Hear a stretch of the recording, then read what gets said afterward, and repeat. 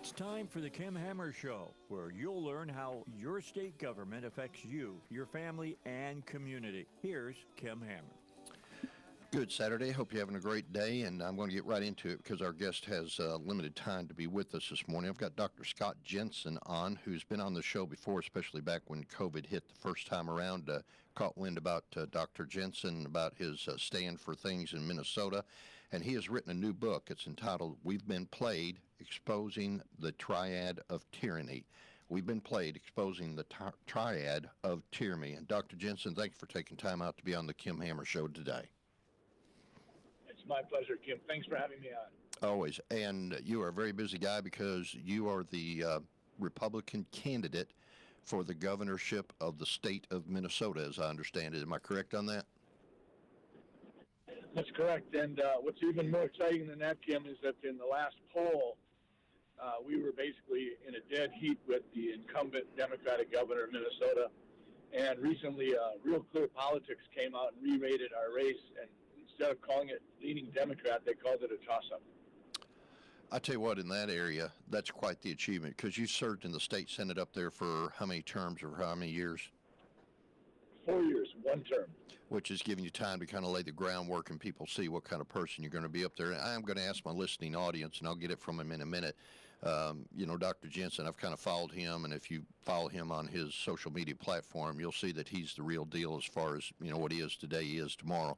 And he would be somebody that'd be worthy of supporting, because if we could take a Democrat-controlled state, that just helps us in so many other areas. And I think you see the red wave that's coming across the nation, especially what we'll see this fall. So I am going to give you opportunity in a minute, Dr. Jensen, just to share your social media platform where people can go and follow you if they want to make a contribution, they can. And certainly about getting your book, We've Been Played, Exposing the Triad of Tyranny. Kind of get into the book for a minute, if you would, and what is the essence of the book, or why did you write the book, and what's it about, and just kind of give the details of it, if you would. Our healthcare system is broken, and a big part of the reason for that fracture is because of the intersecting agendas of Big Pharma, Big Tech, and Big Government. They stepped into that sacrosanct relationship between patient and physician and said, you're not in charge, we are. So patients oftentimes come to me saying, how come I got a big bill for the hospital when my insurance is supposed to cover it? Or how come I can't take the medicine that I've been taking for the last 3 years and it's been good for me? Why do I no longer have it available because my insurance company says it's not on the formulary? Or how come I can't follow you on your Facebook posts regarding your updates on healthcare? There are so many things that are going on that I think we need to sort of wake up. And so I used patient encounters, real patient encounters in the office as the springboard from which to discuss the various ways in which Big Pharma, Big Tech, Big Government sort of collude and, if you will, restrict our ability to do that which we're accustomed to doing between patients and physicians. So I think it's an eminently readable book, and that is going to be sort of the kind of thing where a person's reading and says, oh, that's why that happened to me or to my neighbor or to my uncle or to my son or daughter. And I think that's going to be the key value, is people are going to sort of wake up and realize that when they look at what's going on around us, we've got to look through a lens of, again, that triad of tyranny, that Big Pharma, Big Tech, Big Government that is so all-powerful. And government's constantly greasing the pathway for Big Tech and Big Pharma. And the quid pro quo is pretty obvious in that if you look at who the big donors are and who's providing all these huge contributions, I believe Big Pharma is one of the largest, if not the largest, donor industry to politicians at the federal level. Just out of curiosity, how much heat are you taking? Because when you start putting light on cockroaches, they start to scramble. And so how much heat are you starting to take? Because I know when you came out against the traditional treatments of COVID, that your medical license was actually called into question, or you had to defend keeping it. So how much heat are you taking from, the industries and the government that you're going after? A fair amount. I'm under investigation right now for the 5th time in regards to my license. And as far as we can tell, not one of these investigations has ever been prompted by anybody who actually ever saw me as a physician basically I've been accused over and over again that my efforts to provide context and understanding what's going on around us, whether you're talking economy, public safety, COVID, education, student choice, critical race theory, Marxist ideology, requirements for teachers, whatever we're talking about, it seems like if you try to provide context, you put yourself in harm's way. And certainly I've experienced that, but I guess after a while you do get used to it. Well, you know, context, when you put things in context and you got the data to back it up, and if the other side is not designed around context and data, then they become threatened. And when that side, which is a powerful side, becomes threatened, then naturally you could expect that they're going to come after you. The book itself, as far as how it reads and how it lays, does it involve things such as COVID? Because I know that you've been passionate about that. Or are there any certain areas that it focuses on that people should know about other than what you mentioned already? The first two-thirds of the book are pretty specific to patient occurrences, frustrations, anxieties, questions, oftentimes regarding billing, what happened in a hospitalization, how come they're not able to take their medicines, focusing on big pharma, oftentimes big tech, and oftentimes how does government play into this. The last third of the book utilizes encounters with patients that sprang from COVID-19 pandemic. And I think that last third of the book tells the reader, okay, this is really important. What we've seen happen is problematic on multiple levels, but don't kid yourself. So much of what we're seeing right now has been going on for far more than 2.5 years. It's been going on for decades. And we perhaps were a little bit asleep at the wheel, but I think the COVID pandemic really put a bright, shining light on this so that people could see with more clarity. Let me ask you, because one thing I've thought about down here in Arkansas, and tell me if this is going on anywhere else, and I'm sure there are national studies, but the one thing I've thought about is to do a state, comparison of where COVID was before it started, the treatment processes and the data that is sent down from CMS that we've, had to comply with because that's just what we had to do at the time. And now I think there's room to begin to challenge that what was coming down, out of the CDC and, from the feds. There's some room to question, was everything they're telling us right, best practices, as you talk to patients. Do you think there'd be any wisdom in doing a state-by-state evaluation of the protocols and the processes of how COVID was treated by state, even getting down into looking at the death certificates to determine was it actually COVID that caused the death or otherwise, and see if there were any influencing factors that might have driven the outcomes? Or do you think that's just a hogwash idea? No, I think it's a terrific idea, and I think it's critical, Kim, because if we don't do that, what we're sort of telling the public is we think that there were abuses at multiple levels across the spectrum of CDC, FDA, NIH, the World Health Organization, and we'd be sort of saying, but we're going to give everybody a free pass. You get out of jail free card kind of thing in the game of Monopoly. We have got to hold people accountable, and the only way we do that is with a form of a forensic audit. And a lot of people don't realize the difference between an audit and a forensic audit, but a forensic audit is done to see if indeed there are legal matters that need to be raised based on the results of the audit. And we do audits in our bank. I sit on a bank board, and the IRS will do audits for a variety of reasons. But I think it's really important that we recognize that some of the irregularities that occurred may not have simply been innocent. There may have been something more nefarious. And I think if that's the case, if we don't put a bright shining light on that, we will not have done really anything to stop it from happening again. And I believe many Americans, certainly many Minnesotans, now believe that playing the card of a disease outbreak or a pandemic is something that's in the cards for the future as well, that the appetite for power and control isn't going to go away. And so that means we have to create a system of checks and balances on organizations that we did not know we needed to do that with. The CDC is certainly one of them. A variety of public health organizations are others. We've had an intrusion into our rights as American citizens like we never would have thought possible. I think the Supreme Court Justice Samuel Alito at one time said, COVID has put the U.S. Constitution through a stress test like never before. And I think that the Constitution, for the most part, has survived, but I do think it's been kicked to the side when it was convenient for the power brokers.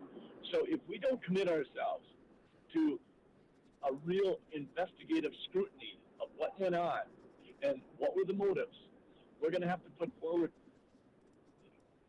the Information Act, utilize the Information Act to request email streams, but we need to dig in, and a state-by-state analysis will allow us to see who did well, who did poorly, why did they do well? Was it because they did this and this, or was it because they did not do this and this? And I think even the whole issue of vaccines, which I don't want to go into too much detail simply because of the investigation that's ongoing in my license, but I think we still have to ask the questions.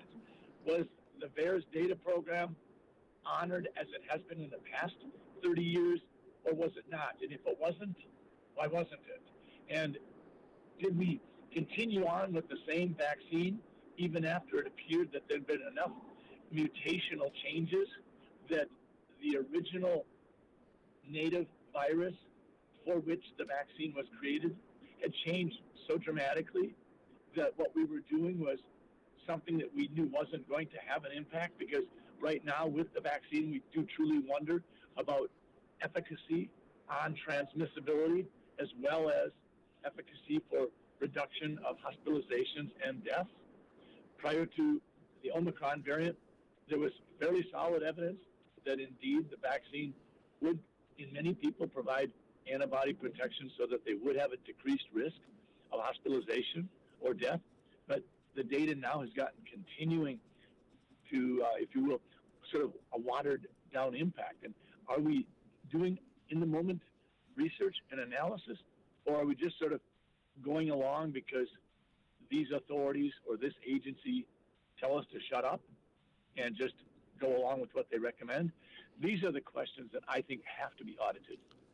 Well, and that's, what you just said there in a minute is, if the federal government tells a state to shut up, or the federal government says this is the way you got to do it in order to get the money to go with it, and if they're dictating the terms and we as a state don't have the ability to challenge that by doing a review of the process and coming up with our own determination, then how do you hold anybody accountable above the state level for what may or may not have occurred? Now, I'm not wanting to go into conspiracy land, but this is one thing that, has bothered me over the course of the, dealing with the, with the COVID virus, and that is that we as a state have had little latitude when it comes to what has been passed down by CDC, because those are the guidelines that they pass down.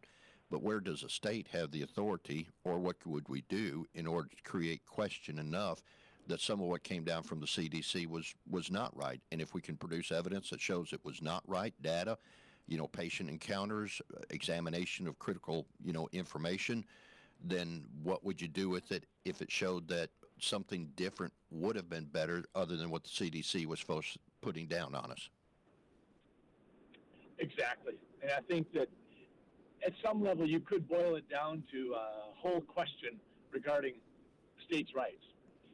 You could ask yourself, is there authority on the federal government's part in the Constitution to deny states the opportunity to exercise their authority, particularly in regards to the fact that even in the midst of a pandemic, one size does not fit all? You take a state like Wyoming or Montana and you compare it to a state like New York, you have tremendous variations in population densities. You've got variations in winds, temperature, weather changes that might have an impact on this. The whole issue of social distancing comes into play. I think that we saw so many abuses of our rights that for a while we were reeling.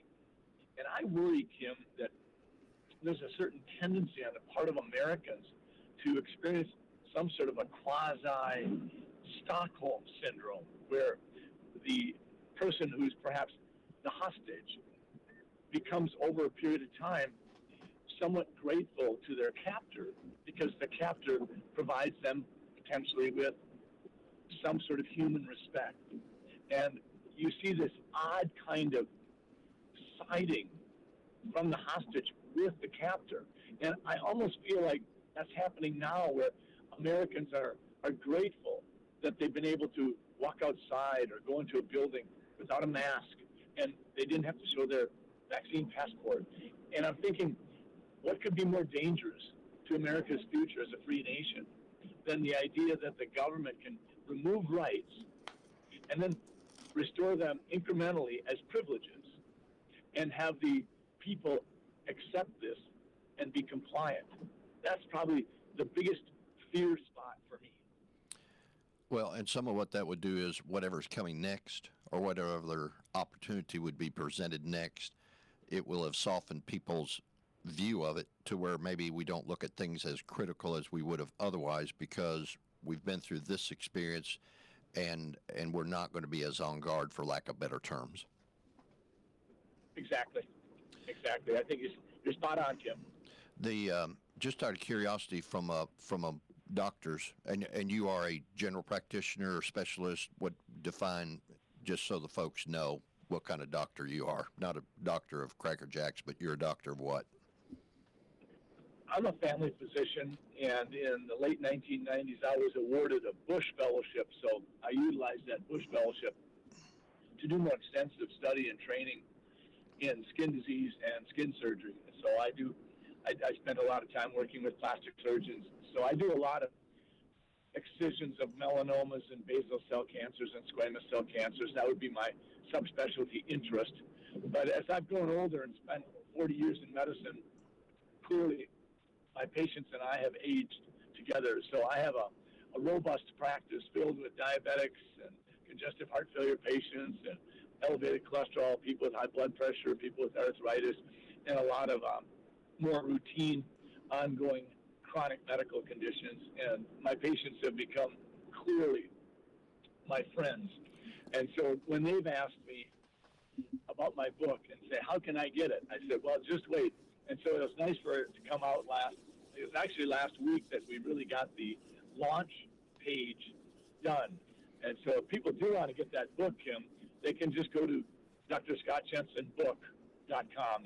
DrScottJensenBook.com, and they can order the book there, and they'll get it in the mail. Very good.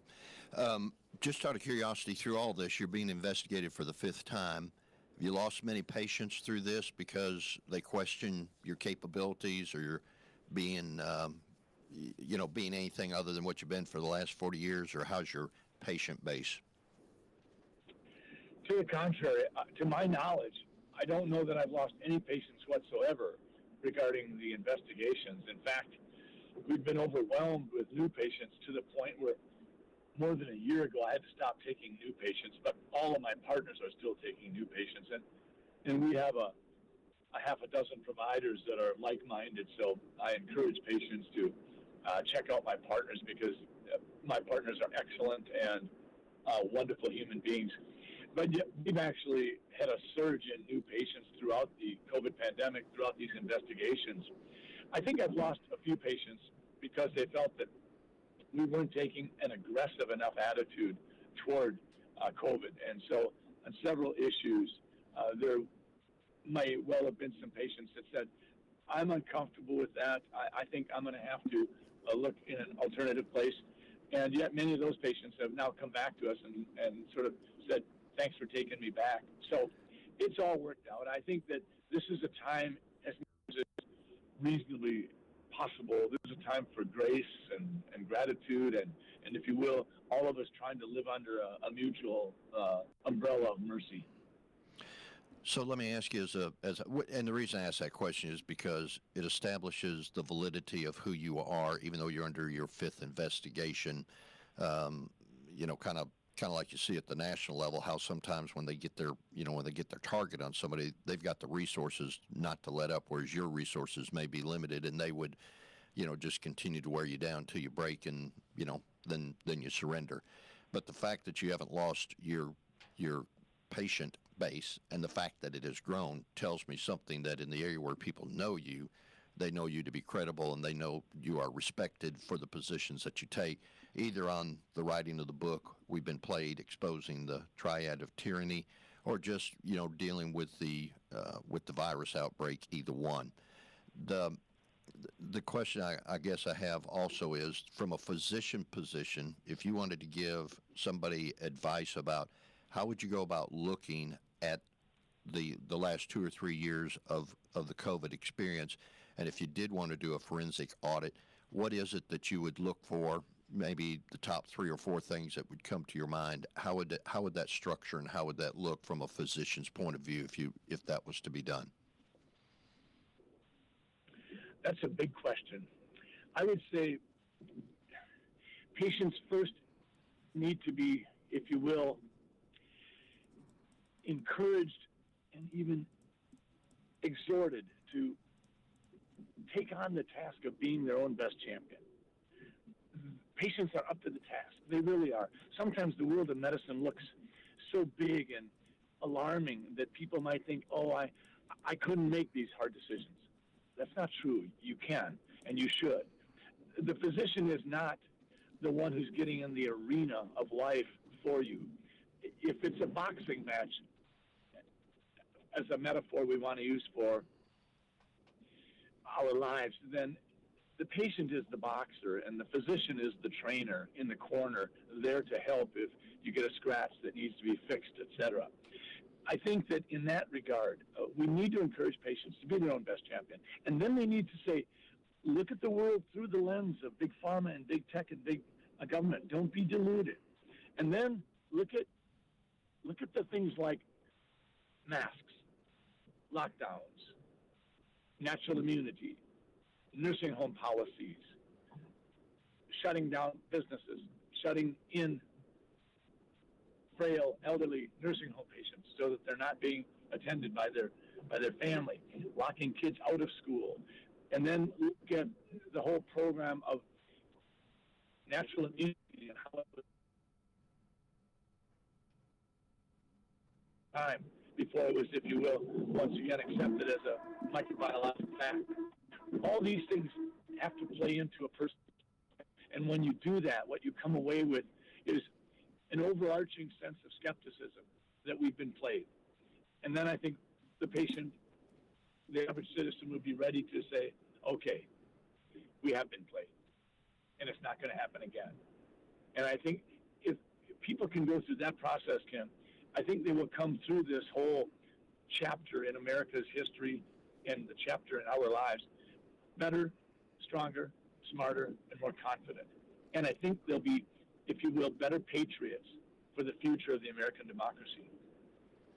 Well, and on that point, we're starting to see a resurgence of the COVID virus, and I mean, can't help but wonder. And listen, I got some friends that have gotten sick, and they've gotten sick, okay? Not anything like the first wave that comes along. But what I'm questioning, or what I'm wondering, is that if we have no benchmark from the first experience, and now all of a sudden the second experience is coming around, and, to your point, your concerns, would this not be a great time, or would this not be a good time to say, let's take a look retrospectively as to what had happened before, try to draw some determinations, let the data and the evidence support whatever the outcomes are, so that this is not a perpetual cycle. And we can remove some of the conspiracy theory by saying, here's the reality and here's the checks and balances that we found. And moving forward, if we are told to do something, we would have a point of reference to go back to say, you know what, we went down that road once, the conclusions need to be different on the second outcome. Would there be wisdom in that, in your opinion, or, again, would that just be a waste of time, do you think? No, I think it's absolutely imperative that we do that. And part of it is nothing to do with conspiracy theories or anything like that. It has to do with the very real need that we need to, if you will, rebuild the trust between some of our public health organizations and agencies and the people. And that trust has been absolutely fractured. And if we're not able to rebuild it, then we're going to be in a position where there will be no compliance, and there will be an impossible task facing our public health officials. Okay. And that's a problem. All right, let me take you to the political front up in Minnesota, because I had a guest on last week from New York, and we were talking about the pregnancy centers getting burned out up there. Refresh my memory. Minnesota is where's Minnesota on the front of abortion rights and clinics? Well, we're an interesting. Excuse me, I think I might have just lost you there for a second. That's okay, I got you. Okay, sorry about that. We're an interesting state in that in 1995 we had a Supreme Court decision that called Doe v. Gomez, which ensured Minnesotans of the right to an abortion. So even though Roe v. Wade has been overturned, Minnesota Supreme Court has already weighed in. So the Roe v. Wade decision actually doesn't change much for Minnesota until the legislature decides to act or the Supreme Court has opportunity to look at it again. But Minnesota has a liberal Supreme Court. And so the likelihood of that happening is, in the near future, is small. What that does for Minnesota is it allows us to, if you will, lead some of the conversation and try to have that compassionate, thoughtful, measured conversation. Because at the end of the day, I think it's reasonable to say that abortion doesn't do anything, whether you're pro-life or pro-choice. Abortion really doesn't do anything that really marks our society as one that's advanced or, if you will, worthy of emulating. Right now, America has, I believe, one of the most liberal approaches to abortion in the world. I think there are 7 countries that allow abortion after 20 weeks. And we're keeping company right now with China and North Korea. And this is not really where we would want to be. We have the ability to do so much better. And I think we want to do that. We want to make certain that people do, in fact, have the ability to have access to affordable health care. And I think even the notion of birth control pills that they can afford, we need to do better than we've done before. And I think that so we can have a big conversation now, and I think that's where we're at. And I'm hopeful that Minnesota's willing to lead. Do you see that Minnesota is going to turn red? I mean, with your poll numbers the way they are, it sounds like you're gaining ground up there. Will that be also in the House and the Senate portion up there? Do you think that you'll be able to turn it completely red, and that Minnesota could start being perceived or being seen as a conservative state? I don't know if we'll ever be seen as a conservative state, but we can certainly be seen as a purple state. Okay. Well, and that would be encouraging to others, because when you take a look at this, when you take a look at the United States and where people are moving from and moving to, every state that we can take that we could turn red or even keep moving in the direction of being red. And I know that comes with a price, and I appreciate you paying the price that you're paying, because I know last 4 or 5 years that we've been in touch with each other, it's not been an easy task for you. Anything you want to share in conclusion you'd like our Kansans to know about you? Well, I think the biggest thing is, if people are interested in learning more about our campaign, my website is drscottjensen.com, DRSCOTTJENSEN.com, and through that you can make a donation, learn more about us. And the other thing is, if you want to get a copy of the book, it's drscottjensenbook.com. So, Kim, I'm sorry I got to cut it short, but I've got to get to another meeting, and I appreciate always being on your show. Well, you've been kind to be on there, and I appreciate you coming on, and we'll touch base with you maybe in a few months and see how things are going, or reach out to me. I'll be glad to get you back on, and by that time, be able to have a chance to read the book, and we go through and dissect it. But you've been listening on the Kim Hammer Show to Dr. Scott Jensen. He is a physician, 40-year physician from Minnesota. He's actually the Republican candidate for the governorship of the state of Minnesota, which would be a huge thing for them up there to be able to get a Republican governor. And he has written a book entitled "We've Been Played: Exposing the Triad of Tyranny," and it's a combination of looking at the three key players in our world today between pharma, medicine, and government. And we encourage you to go up there and get the book. Mine's on its way. Haven't got it yet, but it's on its way because it was just recently released. And you can go up to drscottjensenbook.com, drscottjensen.book.com, and you should be able to pull it up. I've already pulled it up on my website, so I know that it's there, and we'll get it put up on the website. We're going to take a break for just a minute, and we're going to finish out part of the hour that's left with my good friend Dave Elswick, who's been kind to come in, and we're going to talk about a few things going on around Arkansas to finish out the hour, so come back and join us here on 101.1 FM, The Answer, The Kim Hammer Show.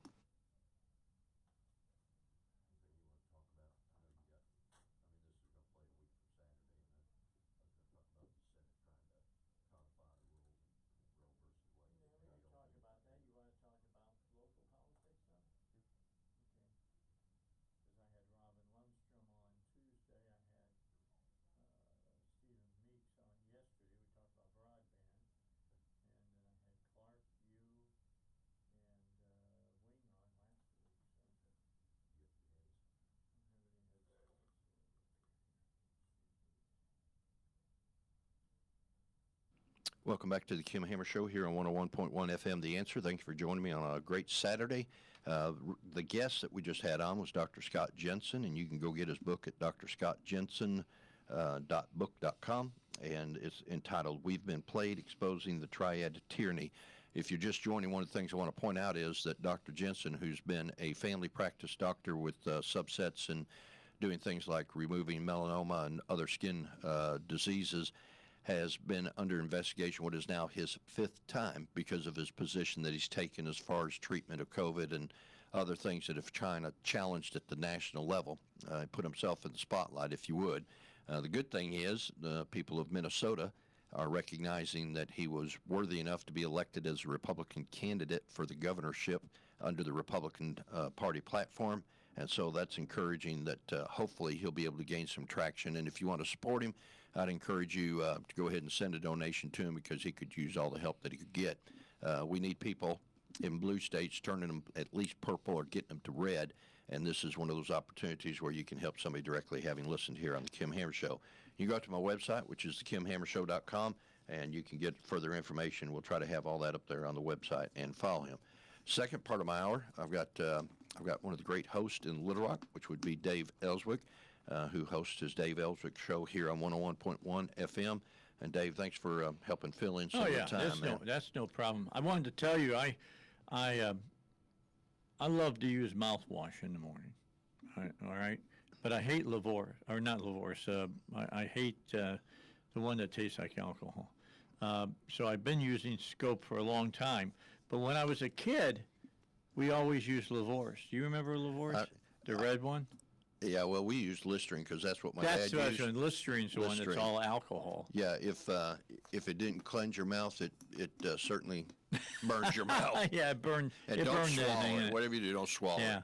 So anyway, I was on Amazon last night, and they're making Lavorse again. It's not in the stores, but you can buy it. So I bought myself a bottle. I can't wait to get it. I love that cinnamon taste. Well, I'm not going to say anything about your breath. We are far enough apart, but glad for you, Dave. So the world will be better. Yeah, well, things have been going good, Kim. I'm happy about our Supreme Court. I mean, we've had 4 huge decisions that have been handed down. Of course, probably the biggest one was the Roe v. Wade overturn that sent it back to the states, which is really good. And for the people who say, no, we got to have this on a federal level. No, you don't understand. federalism is the way you want to go. You want to have government as close to you as you possibly can, where you can really make a change. And people do understand, but more people need to understand when you say at the local level, we're talking school board, we're talking JP, we're talking alderman, we're talking at the level where you got direct face-to-face contact with people, and also offices that you can win without necessarily having to go through the pain of either a Senate or a rep race or a statewide race, either one. If more conservatives would get involved at the local level, you're just building a solid foundation for everything else above that to rest on. Yeah, where $200 can finance a race instead of $200,000. Right, which means you're not as dependent upon other people other than just the people that can vote That's for you. correct, absolutely. Yep. You talked about some of the, and my guest, Dr. Scott Jensen, was just on. You take, for example, what we've experienced the last couple of years with COVID, and here would be my concern. People say, let's let COVID go away. Well, that's fine if we let COVID go away. The problem is that COVID is now having a little bit of a surge coming back, and I think it's reasonable to question, based on our first experience, where in the process did we say, this is what the CDC passed down, and this is what the feds passed down, and this is what they said we needed to do. And I think about the rulings out of the Supreme Court that are returning more power to the states. At what point would it not be reasonable to think that all power ought to be returned to the states, even in the matters involving our health care and how we treat things, without having to be so dependent upon the strings that come attached with the funding? Yeah, well, let's talk a little bit about that, because last week I had Bart Hester on, who's going to be the Senate Pro Tem for the legislature in 2023. And I specifically talked to him about when you and Mark Johnson, a lot of other people get back together at the state legislature, are we going to be sitting down and making some changes of what we went through during COVID? And he said, absolutely. Well, I'll tell you what my intent is, and I've talked to a small contingency group, of legislators. What I want to do, I want to take some of the money that has been sent into the state, and I want to do an independent assessment and a deep dive into looking at the areas involving the death certificates, the protocols of treatment, including patients that would be willing to, come in and tell their stories, and do it custom modeled to Arkansas so that we could make our own assessment and use it as a case point, moving forward. Because if COVID is going to come back, if COVID is not going to be allowed to go away, let's just put it like that, then I think we've got to have a case. We got to have a point in time where we say, as a state, we have done an analysis. I don't think we need to be taking reports from the feds or taking reports from other states that said, because we're our own unique state. And, we did a lot of things right. I think there's some things we could have done better. And I think there were times, because I remember asking Dr. Romero one time in a public health committee, do you agree with everything that CDC does? He says no. Well, then the question is, what do we got to do to say, okay, we're not going to do it that way? It's our federal money. Give us our portion. We'll manage it our way, but don't put these expectations or stipulations on us that we as a state don't think are the correct measures. Well, yeah, that's really important, and that's why we're talking about that, the best government is the closest government to you, whether that be the state, which is not the closest. The closest is your city council, your JPs, and as you were saying, your school board. I'm going to run for school board this year in Cabot, because I want to be at ground zero. That's where I think that's ground zero. So it's not only ground zero, but it's the most thankless elected position, but it has more power than people realize as far as the influencers upon the young minds and the future generations. That's true, and that's why I want to get involved, and I'm going to get involved this time. But going back to the Supreme Court, you had the Roe v. Wade decision. You had the decision up in Maine about public funds being spent on private schools. That's okay now, according to the Supreme Court. You had Joe Kennedy was told that he could pray after a football game and couldn't be fired because of it. So we had that happen as well. And, just some really good decisions that go back to originalist thought from where our country started out at. Well, and I want to say this thing back to what I said a while ago about a study of, COVID in Arkansas. That is not conspiracy. That is No. not driven by conspiracy mindset. What that is driven toward is let's remove the conspiracy by looking at the facts, doing the things that we need to do the deep dive, and let's challenge some of the things that have been being sent down by the feds to say, in Arkansas, we don't agree with that application. Here's the determination we've made based on our analysis and our, examination of the facts. And if it differs with what's been sent down by the feds, then I hope that would give other states the desire to do the same thing, and that is, well, let's challenge it on a state-by-state basis. Well, I would question, in the past, we all know that the people who were older were the ones that probably passed away more because of COVID, but was it because of COVID or was it because of some other disease that they had? Look, I'm a type 2 diabetic. I've had open heart surgery. If I get COVID, it probably is going to affect me in a much more dramatic way than a young person. So, but if I died, is it COVID that killed me, or it was the underlying medical conditions that I have? I think that's the kind of stuff that's got to be found out. And that involves patients, and that involves doctors, and that involves the paperwork and looking at it. And it involves protecting people who are wanting to come forward. Because just like Dr. Jensen was talking about, I mean, he's under investigation for 5 times. 40 years of experience, and somebody's investigating for up to 5 times. If you got patients that are coming in and saying, man, this worked for me. I went here, and it didn't work for me, but I went over here, and it did work for me. I don't think you can discount that. I think you've got to weigh in and say, okay, what was the difference, and what can you substantiate as far as what was the better treatment method or what was the better outcome? Yeah, that's exactly right. But the federal government puts blinders on, and they look one way, and they don't see anything that's happening around them.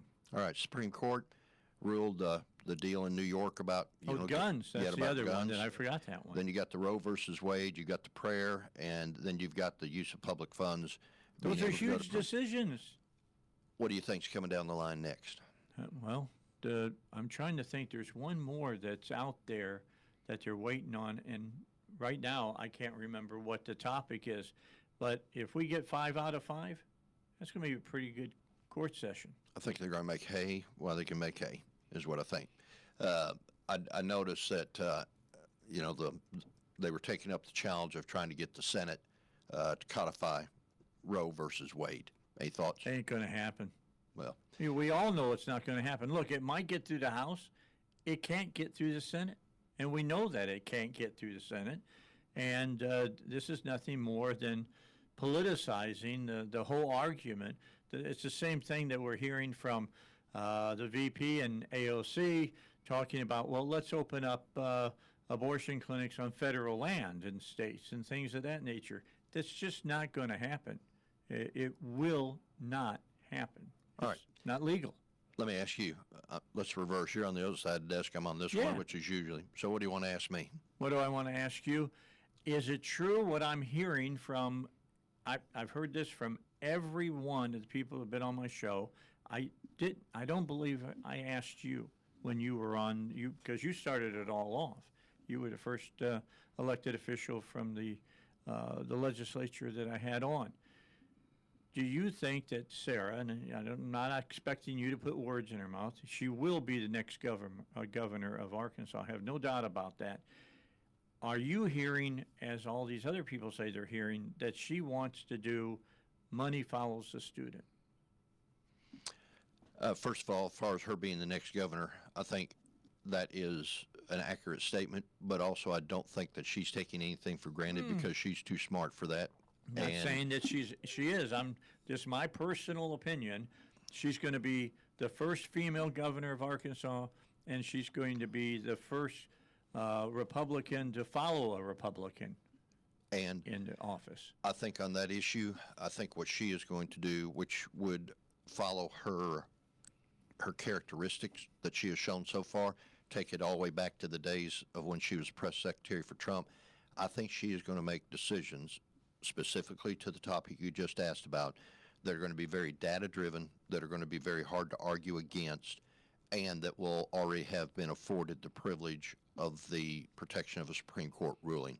I think that she will be open to anything that shows that we can do better. I know for a fact one of her passions is that she doesn't want us at the bottom of the rankings. She wants us at the top of the rankings, and I think she's going to do whatever she has to do in order to clear that pathway forward. And honestly, I think she's in a unique position with us being as strong of a state as we are, that old arguments and the old forces that have stopped some things traditionally before don't have the traction and don't have the strength to stop it now.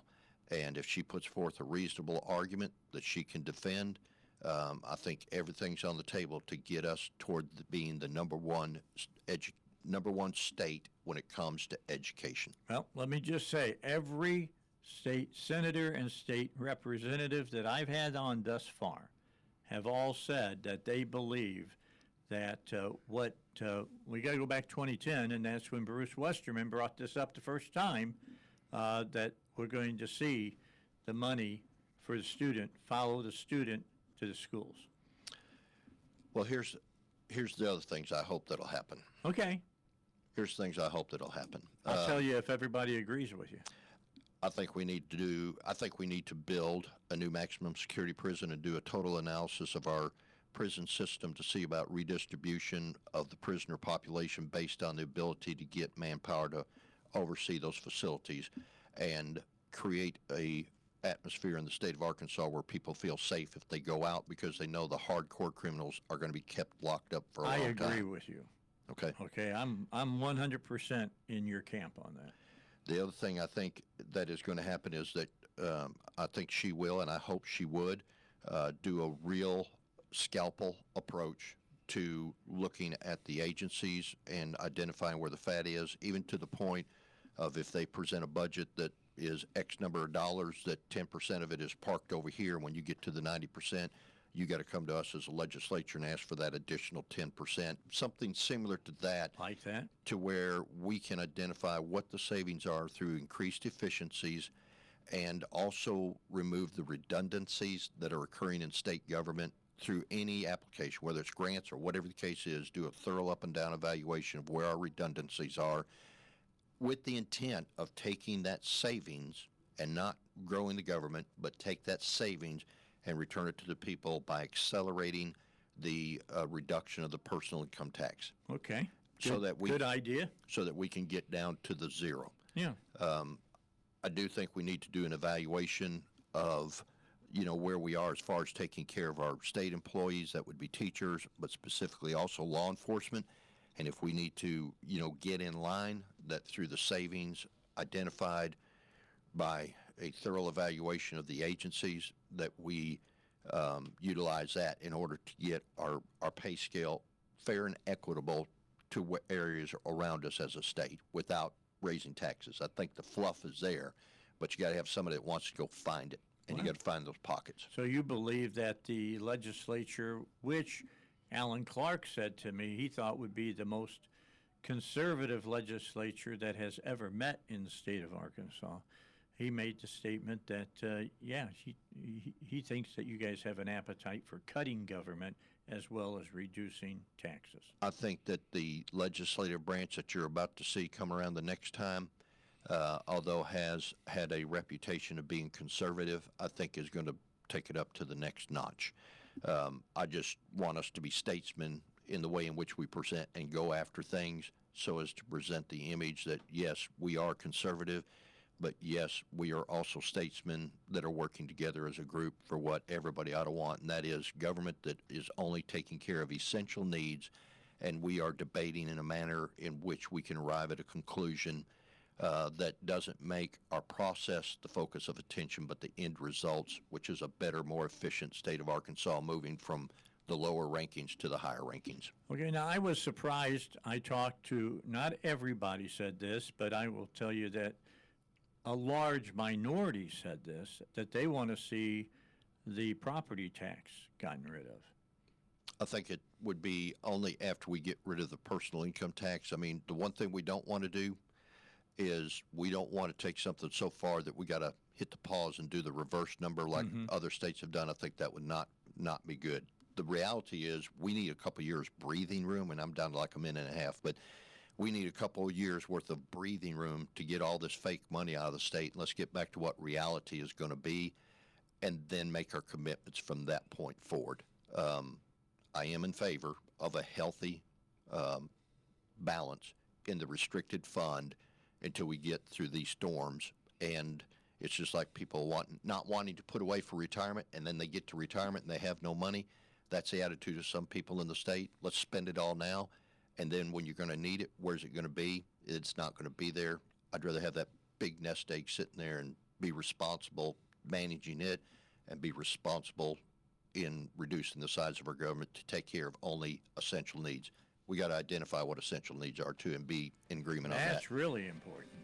Yeah, because essential to you may not be essential to me. That's exactly right. But to look at it through the lens of a conservative set of eyes and say, it's essential we do this, but everything else. And that's where some of our other savings is going to come, by maybe relabeling what's essential, it's disposable. Okay, now I know we got to get out of here. I hear the music, but I want everybody to understand we're 6 months away from General Assembly. It's coming, and it's coming fast. That it sure is. Yep. Dave, thanks for being on the Kim Hammer Show here on You're more than 101.1 welcome. FM.